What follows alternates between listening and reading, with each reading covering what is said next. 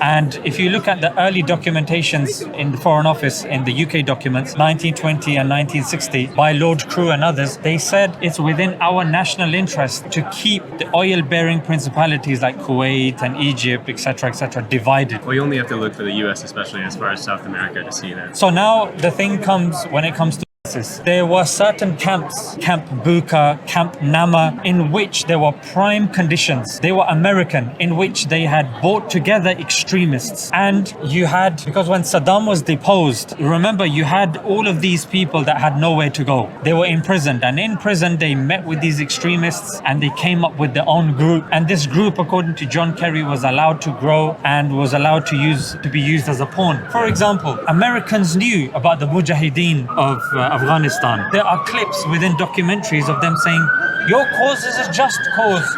God is with you. That land over there is yours. You'll go back to it one day because your fight will prevail and you'll have your homes and your mosques back again because your cause is right and God is on your side.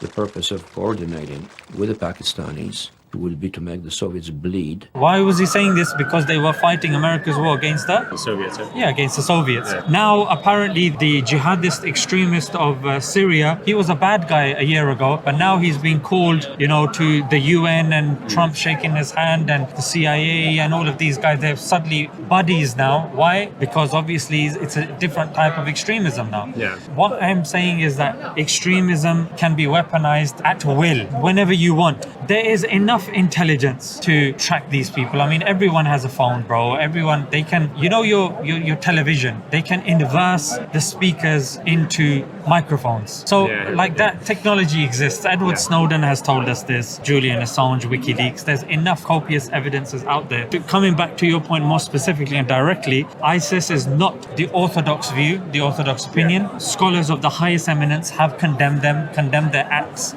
condemned their view. And it's not something that even people that hold a certain view, they still don't align with ISIS.